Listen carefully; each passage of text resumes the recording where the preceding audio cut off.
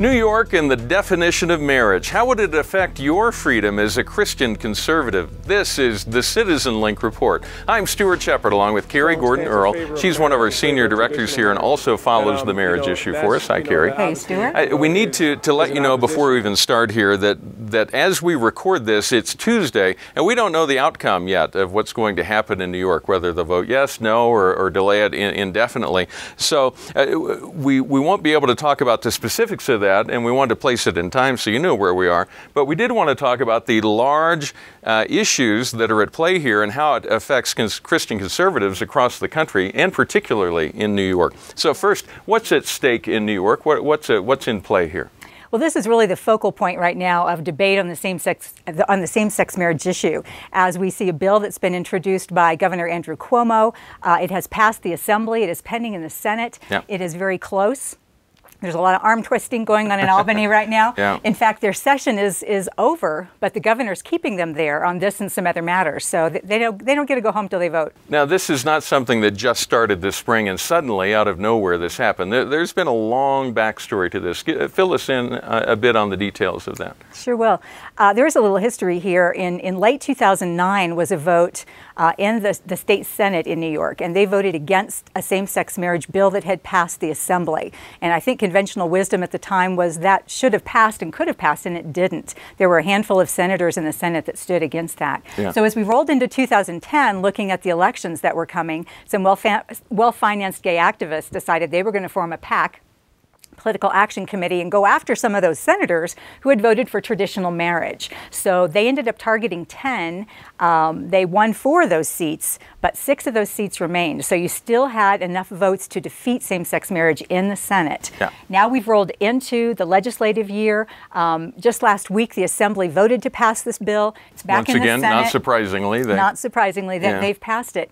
Now remember those 6 senators I talked about? 5 of those have flip-flopped and switched their votes, which leaves us 1 vote, hanging by 1 vote in the Senate as we move into this week. So there's something going on in the background. We don't know what. I mean, we could speculate, but it would be pointless to do that. But there is some kind of pressure being exerted on these members of the New York Senate. Now, we've been seeing news reports about all the celebrities who are kicking in on the other side of this issue. Uma Thurman has shown up in New York. Lady Gaga tweeted her fans, whom she calls little monsters. And there was actually some controversy for fear that the fact that she would enter this would actually drive the folks who are standing for marriage to be a little stronger in their position on this. Even Lance Bass showed up on a phone bank up there, again, cheering for the other side of this issue.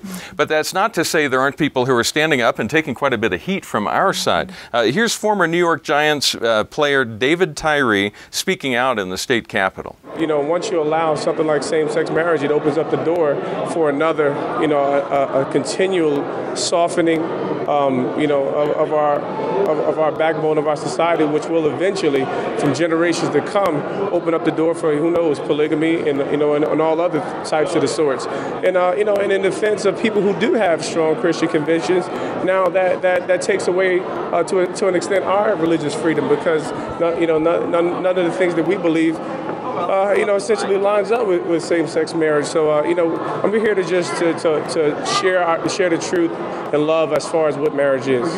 And Stuart, David Tyree's voice has some gravitas in New York. You may remember he caught that key pass so that the Giants would win the 2008 Super Bowl. Yeah, it was called the catch of the decade. So this is a guy who's got some voice.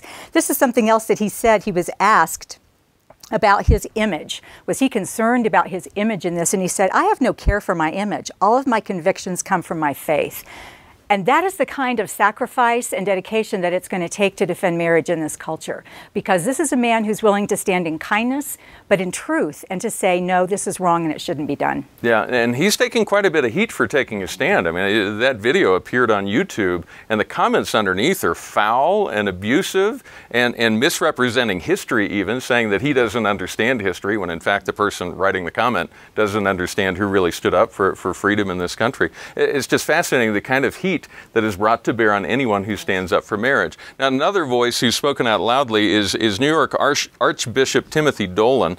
This is what he said, and this is from a column he wrote, quote, "This is not about denying rights. It's about upholding a truth about the human condition. Marriage is not simply a mechanism for delivering benefits. It's the union of a man and a woman in a loving, permanent, life-giving union to procreate children. Please don't vote to change that," he writes. "If you do, you're claiming the power to change what is not into what is simply because you say so. This is false, it is wrong, and it defies logic and common sense." Carrie? That is so true, Stuart. And as we look at this debate over same-sex marriage, advocates, the gay activists, are really trying to change marriage into something it was never intended to be. It was never intended to legitimize and affirm same-sex relationships. You cannot have marriage that on one hand gives kids a mom and a dad, and on the other hand affirms same-sex relationships. It's just not possible.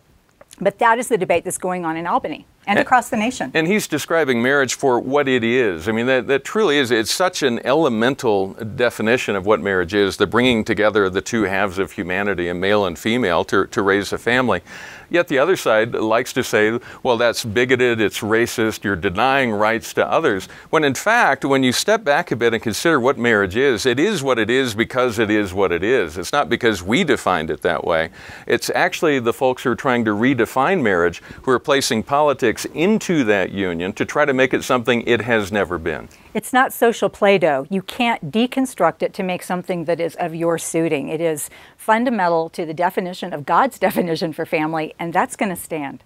Now, they're talking quite a bit about exemptions to this. This has been part of the debate in New York leading up to this week. What exemptions shall we give? Will religious groups be exempted? Will adoption agencies that are Christian in nature be exempted? This tells us something, that this bill, if it passes, and this kind of decision about same-sex marriage infringes on religious freedoms. And that's something that often gets lost in the headlines. Well, it really does. On one hand, I'm glad to see religious exemptions being discussed. On the other hand, you don't want to just load up the bill and pass same-sex marriage because it has exemptions in it. It's wrong, and it shouldn't be passed on its merits, regardless of what's added. Because those exemptions could be flipped in court or changed later. Yes, there's absolutely there's no guarantee with that. And what we've seen is, as you talk about exemptions, even the gay press reports that are coming out, they mock and criticize that discussion's even going on, which to me is further evidence of why it's needed. If you look at what's happened in other states in the U.S., in Canada, and Great Britain, there's a tremendous amount of pressure.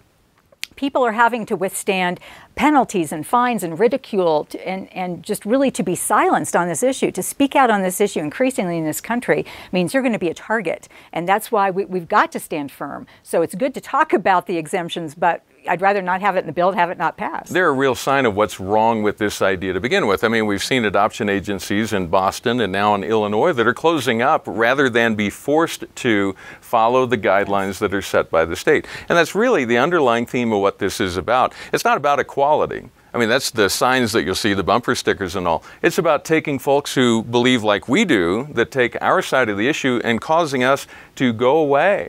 To stop speaking about our faith in the public square, to stop doing things like adoption or hospitals or all kinds of things. They want us out of that business in the public. They want us to go away and be quiet.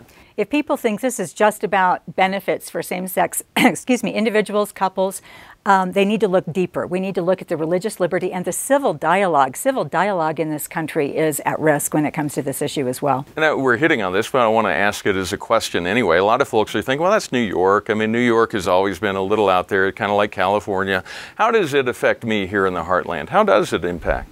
Well, New York is a very large and populous state, and that is going to have an influence politically across the nation. It will have reverberations, and it will have influence on other states. If New York legalizes same-sex marriage, the government there is saying for everyone, not just for same-sex couples, that a motherless or a fatherless home is the same as a home with a mother and a father, and it's just not. And that is the changing of the definition of family. If it happens in New York, it affects you in Utah and Montana and Alabama and even states that have a constitutional amendment defining marriage, it will have repercussions. And again, for religious liberties, for churches, for nonprofit adoption agencies, for individual businesses, whether it may be a caterer or a photographer, and they don't want to participate in a same-sex union, but they're penalized and fined if they don't. For the civil dialogue in this country, there's a lot at stake and a lot in Albany. A lot going on in Albany with that. And we really want to encourage people to pray about this in the next few days. And New York City is also a real hub for communications. All the major broadcast networks are based in New York. All those morning TV shows that you watch, they're in New York. The nightly news that you watch, it's coming out of New York. And what is in their backyard is often how they present the news to the whole country. This influences the whole nation because so many voices come out of that city. Absolutely it does. And that's why, again, if you're in New York, to weigh in on this as a citizen of that state. If you're not, to really be in prayer about it, because it will take, I think, a bit of a miracle to pull this out, but that's always possible. All right. Well, thank you, Carrie. Thanks for keeping track of this and helping us follow it and track it. And thank you for watching. We always appreciate hearing from you. You may write to us at mail@citizenlink.com. We also encourage you to go over to our Facebook page at facebook.com/citizenlink. Click the like button over there, and you can follow all of the things that we talk about. We encourage you to pray for the people of New York, and particularly for the elected officials there as they make these decisions. And remember, stand tall and be heard.